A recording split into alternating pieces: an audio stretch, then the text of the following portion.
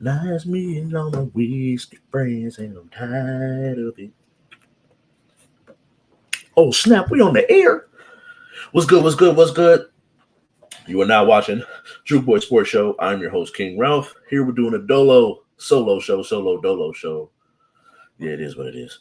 Hope everybody's doing good out there in TV land. But before we get started, if you want to do a podcast like what you're watching, music video, photo shoot, call the number on the bottom of the screen, 707 Fitboxer. Make sure you go like, subscribe, comment, share, all that good stuff. Like us at on Facebook, the He Say She Say channel. He Say She Say channel on one big chunk. Make sure you go and subscribe at Joint Universal Creatives, J.U.K Media, on YouTube. Make sure you follow us on Instagram at J.U.K Sports Show. No more J.U.K, just straight J.U.K Sports Show on Instagram. And you can follow me at TikTok, Twitch, Instagram at an underscore for X or Twitter at KYNGRALPH. Make sure you add that underscore for Twitter. And so the W is back. Yesterday was like, it's kind of uneventful to keep it a buck. I was happy to see that it was back, but at the same time, it was pretty uneventful. I feel like everything went about as I thought it would go. And so to lead the night, Mercury and Phoenix Mercury and the Chicago Sky go at it.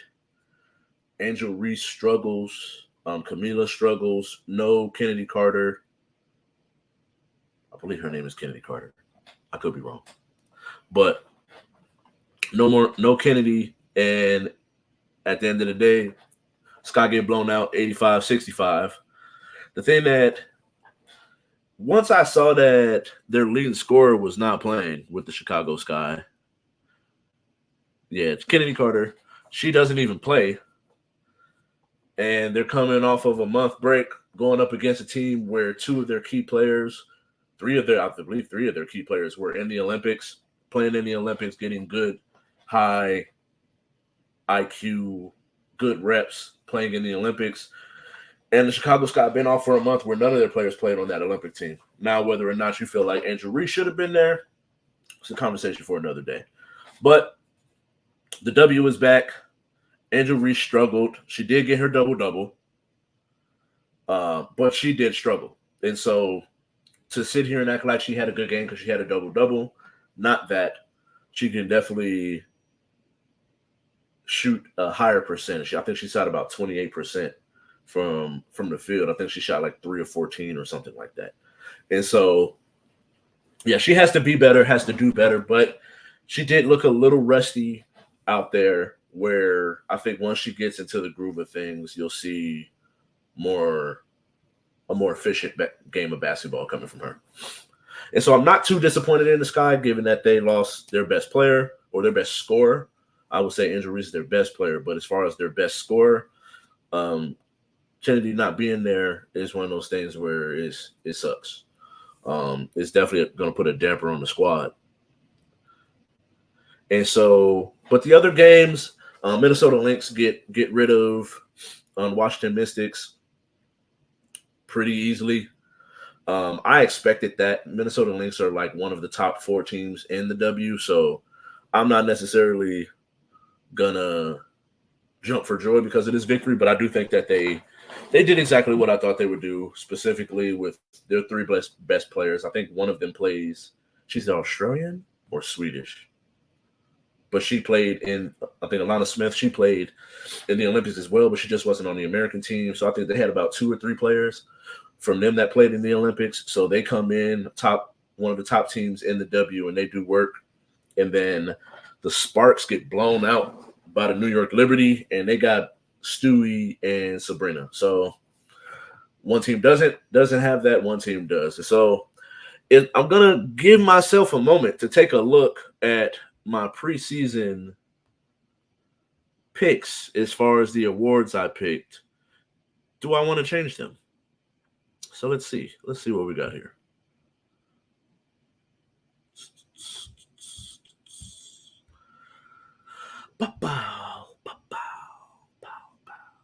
All right, predictions. Cool. Do I want to change any because I had Caitlin Clark as the rookie of the year, even though I know I'll be on here caping for Angel Reese, but dang, why can't I find it? Is this it? Oh, there it is. There it is. All right. So we got all right. So Caitlin Clark for rookie of the year. Defensive player, I got Ezzy Magbagor. Honestly, bro, I think Asia gonna get this one. The way that Asia is playing is she's definitely the best basketball player in the W right now, offensively, defensively, rim protector, clutch scorer, and just dominates her opponent. So I'm gonna go with her. Man, as much as I wanted Nafisi Collier to get the MVP, Asia's definitely gonna get this one. It's not unless the only thing that's gonna stop Asia is injury. I don't wish that on nobody though. I feel comfortable with everybody getting. I had Asia, Brianna Stewart, Jackie Young, Nafisa Collier, and Alyssa Thomas in my first team. I still believe the Liberty and Aces can get it done and get to the finals, and I still got the Aces repeating, but the Sun and the Minnesota Lynx are two teams that can spoil all of that. And it wouldn't be a bad final if either one of those four teams got into it. So I'm gonna stick with everything that I went with, except I'm gonna switch up Asia Wilson for no, you know what? I'm gonna give Asia Wilson. I think she's gonna get it all. She's gonna solidify herself as the GOAT at this point. She's gonna get the defensive player, MVP, first team, finals matchup, and get the championship and be the finals MVP. And so I've been doing this thing where I've been kind of speaking on the NFL network doing their top 80, no, top 100. And so I'm going to start with 80 and work my way down to 61. So let's pull this list up. So at 80, we got Sam Laporta. 79, Minka Fitzpatrick. We got Kyron Williams, running back for the Rams at 78. Trey Hendrickson at 77. 76, we got Dre Greenlaw, linebacker. 75, we got Justin Herbert. 74, we got Jesse Bates. 73, we got Jeffrey Simmons. 72, we got Garrett Wilson. And 71, we got Laramie Tunsil. And this is about, like, I feel like everybody here is about where I would put them given their position and what they do. Minka Fitzpatrick actually could be a little lower on this list, but I feel like he had like a little bit of a down year. Garrett Wilson is going to continue to keep working his way up that list to keep it a buck. I think that he's just such a talent, being able to spectacular catches, them tough contested catches, being able to route you up, take the top off of defense. I think that he just has the package, the full package in order to be able to move down. Pause. And so everybody else on this list, I feel like it's a little about him and what's my man name? Minka Fitzpatrick. Drake Greenlaw, honestly, could be a little lower on this list too. I feel like because he plays with Fred Warner, it kind of overshadows how good he actually is as an individual in that linebacker core. But I feel good about just about good where everybody else is. And so we're going to move over to the next 10. There we go. And do 70 to 61. So Amari Cooper at 70, Cooper Kupp at 69. 68 is Daniil Hunter. 67 is Taron Armstead. 66, we got Brandon Ayuk. 65, Jordan Poyer. 64 is Patrick Queen. 63 is Jalen Waddle. 62 is Bradley Chubb. And 61 is, I always mess his name up, but Justin Matabuke. And man, I definitely feel like Waddle is low or too high, and Patrick Queen is too low. Brandon Ayuk could definitely be higher on this list. So I am kind of curious as we go through this list what's about. I feel like Amari Cooper is good at 70 because it's like you think about he's arguably top 12 at his position, if not top 10. You could probably, at lowest I can give him is 15. I just feel like he's like a model consistency. He can route you up, quiet, don't make no noise. He's just gonna go out there and go get buckets. Kind of reminds me of like a Marvin Harrison in a sense, like how good he is as an individual, but don't really make much noise. Just go out there and ball out. And so Cooper Kupp, I feel like Cooper Kupp is just getting like he's good still, but the years that he had last year where he dealt with injury, so I'm not putting it on him. It's like the same with Aaron Rodgers. I think Aaron Rodgers is gonna go out there and play ball, but I just don't think that where we have them currently is based off of where they are currently in their careers. So 69, Cooper Kupp, I got to see what happens this year. Now that Puka Nacua has become a wide receiver one type of player. So the way that they be able will they both be able to coexist on the same team? Daniil Hunter is good. Where he's at, very good. Not the best edge rusher, but he's a problem out there on the edge. Brandon Ayuk is going to move up this list. Poyer is going to start to come down because he's getting older. Waddle, Chubb, I both see moving up the list. I could see them as high as 50 or 40, honestly. I think the talent that they have, they're eventually, if things go the right way, because Waddle's always going to be overshadowed by Tyreek. So I feel bad for the kid, but at the same time, I feel like he still has that opportunity to be all pro. He's definitely going to make the Pro Bowl, but it's like those all pros to where you can separate yourself from just like a really good to a really great. And so sticking with football, Atlanta Falcons sign Justin Simmons to a 1-year deal. Justin Simmons and the Falcons agreed to a 1-year deal, $8 million, which pairs him with a low-key crazy defensive back group. Like AJ Terrell, Jesse Bates, Justin Simmons, all in the same defensive backfield. Like, that's a problem. And then on top of that, they make a trade for Matthew Judon. I think they gave up like a third or fourth rounder for him. And Raheem Morris is starting to put together a team, or I don't necessarily know if he's making the decisions like that. But thinking about that type of defense, and Raheem Morris has a track field and a reputation for having good defenses. So I think that going forward, you're going to start to see – got to rotate that hat, you know what I mean? You're going to start to see a certain level of competition, competitiveness. I think we're going to start to see a really good team. If Kirk Cousins can just bottle up a little bit of what he had in Minnesota, I think that they're going to be a problem in the South. And I wouldn't be surprised to see them win the South, honestly. And so, dang, what did I have next? Accidentally put some stuff out of order. We did that. Cool. All right. Oh, NBA is just released their season schedule. I feel like they dropped the ball on Christmas Day. I'm gonna get to it in a little bit, but I think that one of the rivalries, I was thinking about it because I started thinking about, and I'll probably add that later. I was thinking about what the Team USA would look like in 2028. And I'm like, man, I think as a big by then, I could see Chet being like the starting five.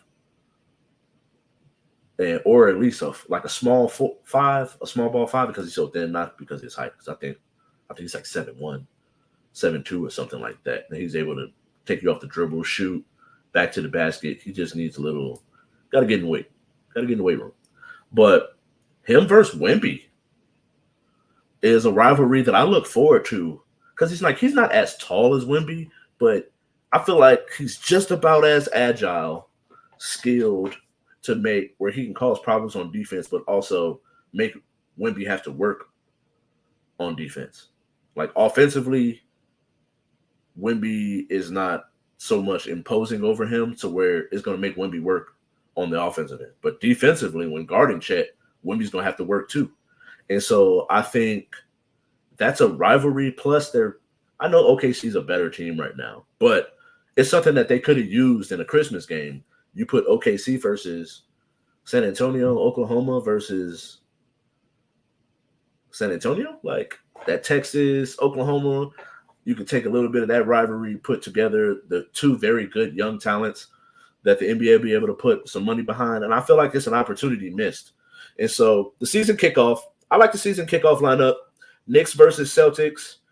Celtics, most likely this will end up being a ring ceremony night where they get their rings. The Celtics are hosting the Knicks. So Boston, New York rivalry, but also first game of the year after Boston wins the title. They're going to most likely get their rings on that day. And so I like it. I think that rivalry, use the rivalries that you have in this league and try to project some rivalries, because although they're both on young teams and haven't really done much, but the position of Wemby and Chet could possibly end up playing the same position where they match up against each other. And it's, from what it looks like, it seems like Chet wants that matchup and he's going to go after that matchup.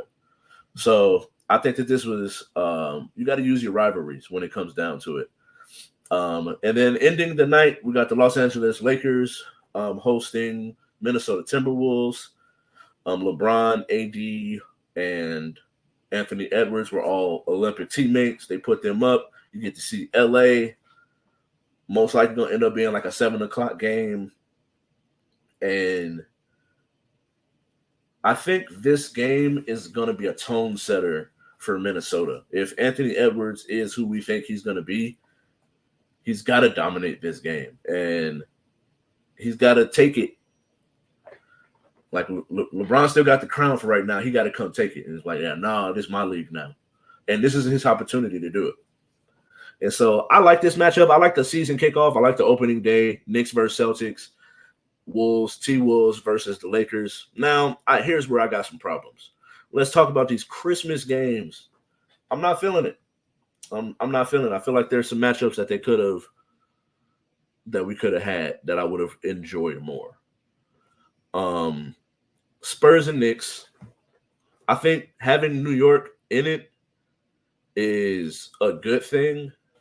And I know we talked about it for already, where typically by Christmas, it's like there's a matchup that we haven't seen yet, where this is the first time we're going to get to see them.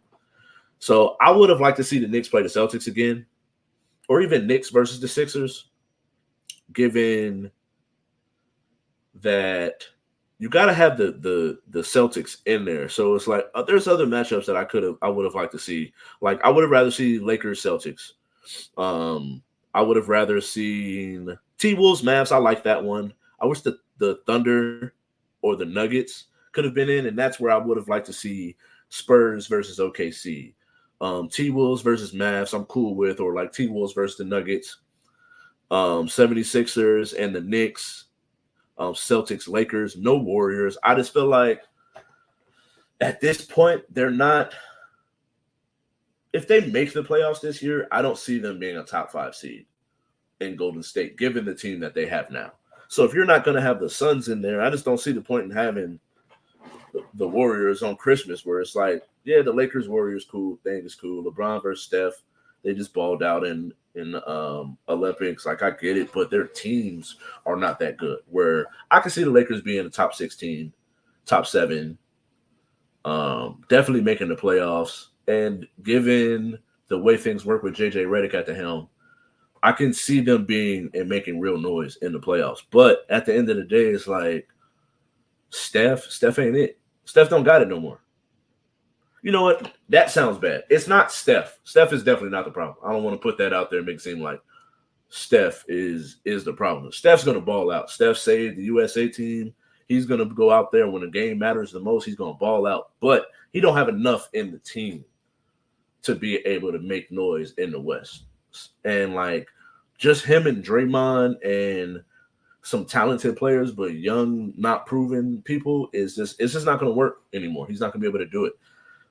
Losing Clay, you haven't really replaced him with someone of his caliber. But Draymond, Wiggs, and Steph, I just don't think is enough to get it done. And so after that, the All-Star Weekend is on February 13th through the 16th. Typically like a week or so, not typically, but it's like a week or so after um, the Super Bowl. It's like a week or so after the Super Bowl. And so the season will end on April 13th. And I look forward to the NBA. I know NFL hasn't even started yet, but I look forward to the NBA season. I want to see how, because typically when players come back from the Olympics, there's a level of a jump in productivity, skill, and it evolves their game to a certain degree. So like now, Ant being around Steph, LeBron, KD, and those are all greats, and they work at their craft. Being able to, in person, see that motor and that work ethic can definitely, like I remember Derrick Rose, the jump that he took after being part of the FIBA or the Olympic team, coming back, he wins the MVP. And so let's see what happens with Ant and this season. But off top, I got my off top topics. And so it got me thinking. I was looking at and I was watching a podcast and they were talking about Tua, Justin Herbert, Joe Burrow, Jalen Hurts, and there's one more person I'm missing. I apologize. But it's 5 quarterbacks coming out of the 2020 that all just got new deals. And so it leads you to the question of, could they be one of the best quarterback classes? And now, so that puts you up against the Eli's, the Phillip Rivers, Ben Roethlisberger. I think that was 2004. Might have been 2004. Then you got in 1983, it was John Elway, Dan Marino,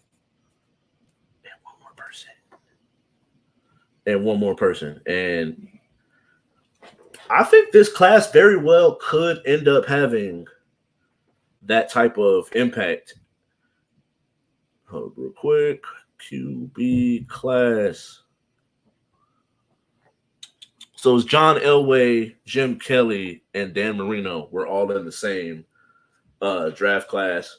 And so then it's like Eli Manning, Phillip Rivers, Ben Roethlisberger, putting those up. All they really need is for the top 3 dogs to do something. I feel like Justin Herbert has all the talent in the world to where he could end up having a lot of. Oh, Jordan Love. Jordan Love is the 5th one. And they all got deals, are doing pretty well, project them to be, they could possibly lead their teams to significant playoff runs. Tua, not so much. If he hosts and has the number 1 record, then they probably got a bigger chance. But he can't go play in the cold so far. But still, even 4 out of 5 will still be good. I still feel like Tua has a lot of good football left. It's just, can he get over playing in the cold, playing for a warm city team, I guess you could say. And so I think they could. I think they very well could end up going down as the greatest QB class. I feel like with Elway, Marino, dang, how do I forget just that quick? And Jim Kelly, I feel like they have the possibility, like you have Joe Burrow who's come in, already been to a Super Bowl. Jalen Hurts already been to a Super Bowl. Every year, Tua seems like he's getting better. And so Justin Herbert came in slanging right away to where you have Justin Herbert who can be like, he can match Dan Marino. Joe Burrow can match Elway. And then at that point, you still have guys, Jordan Love and Jalen Hurts, who the book's not written on them yet, and it's not complete. So they have a lot of good football left. I think the 2020 class could end up being the best of all time. All right. I've been thinking about this, and lately I've been adding topics just things I see on the internet.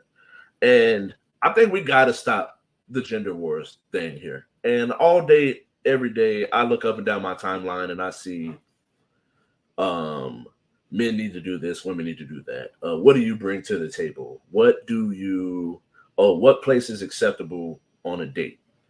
And I just think we need to get to a place where men and women, regardless of what it is you identify as and anything in between, I feel like we need to realize we need each other. There's a reason why there are polar opposites are here. For every one side, you need the other side. And I feel like getting to that realization that you don't need to understand everything, but you can respect it is another place where we need to go. But at the same time, it's like, just realize we need each other. And like, at some point, y'all don't get tired of this. Like, I just see it every day, all day. And I don't know if maybe it's just like my algorithm or whatnot, because I know that's a thing. But at the same time, I just feel like we need to get to a place of understanding and have real conversations. Get yourself around some people of the opposite sex and really listen to things that they say. Because I just see people comments and statements, and I'm like, yeah, you don't have no friends of the opposite sex. So the other day I seen this, I was on Instagram, I seen this dude. He was explaining him and his fiance spent $200,000 on their wedding. And he's talking about the food, the drinks, how much everything costs. And so he's charging people $450. That nigga tripping. I just want to say this. Like, first off, I don't really care for weddings. Not the reception. I'm there for the reception. But the wedding itself be boring. And so if you spending $200,000 on this wedding, there's no way that a lot of that money is not taken up for just the wedding, no reception. And that's the part for me. It was like, I don't care about the wedding part. I'm only here for the reception. So $450, like, I'm not blaming them for charging people, because you never know until you try. I probably would put donations to help for the wedding, but to charge people $450, yeah, buddy is tweaking, and I just can't get behind it. Shit's wild. Yes, you are tripping. Talking about, oh, my bugging. Yes, nigga, what the fuck? The kind of shit is that? And so we're up out of here. I appreciate you all. Need my drink. Thanks for watching. Yes, he tripping. But like I mentioned at the beginning of the show, make sure you go like, subscribe, comment, share, all that good stuff. I need the engagements. I appreciate you guys. Trying to get to 50 subscribers on YouTube by the end of the month. So make sure you go and hit that subscribe button at Joint Universal Creatives or J.U.K Media. Like the He Say She Say channel on Facebook. The He Say She Say podcast will be back in at least a month. I think we're going to sit down over this next 2 weeks, really get an idea of what we want to do as far as the direction of the show, and then start production. And so He Say She Say show podcast is coming back soon, within the next month. Make sure you go follow us on Instagram, keep up with content, clips, engage into my clips at J.U.K Sports Show. No more J.U.K. J.U.K Sports Show on Instagram. Follow me at KYNGRALPH on Twitter, Twitch, Instagram. Add an underscore for Twitter though, or X, whatever you want to call it. But thank you all for watching, and like I always say, love, peace, and the Aces 3P.